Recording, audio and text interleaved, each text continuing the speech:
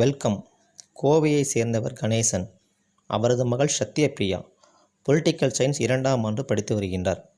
கணேசனும் நன்கு படித்து ஒரு நல்ல வேலையில் இருக்கிறார். இந்த சூழ்நிலையில் தான் தனது மகள் சத்யபிரியாவிற்கு மாதவிடாய் ப்ராப்ளம் இருந்துள்ளது.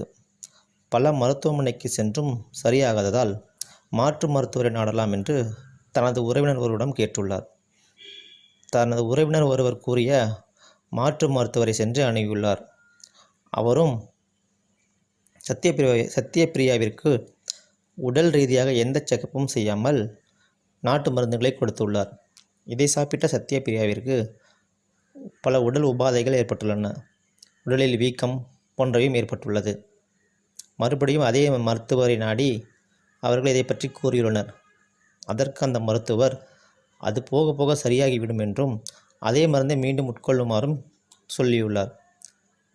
எனவே மீண்டும் அதே மருந்தை சத்யபிரியா எடுத்து வந்துள்ளார்.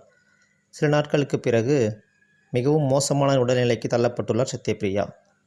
இதனால் அருகிலுள்ள மருத்துவமனைக்கு சென்று அனைத்து டெஸ்ட்டுகளையும் எடுத்து பார்க்கும் பொழுது சத்யபிரியாவின் உள்ளுறுப்புகள் மிகவும் மோசமாக பாதிக்கப்பட்டு இருந்தன.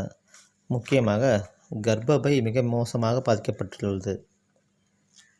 இதற்கு பின் சத்யபிரியாவிற்கு தீவிர சிகிச்சை அளிக்கப்பட்டுள்ளது. இருப்பினும் சிகிச்சை பலனின்றி சத்யபிரியா உயிரிழந்து விட்டார். இதை அறிந்த அவரது தந்தை கணேசன் கதறி அழுதுள்ளார். எனவே பொதுமக்கள் இதுபோன்ற போலி மருத்துவர்களிடம் செல்வதை தவிர்க்க வேண்டும்.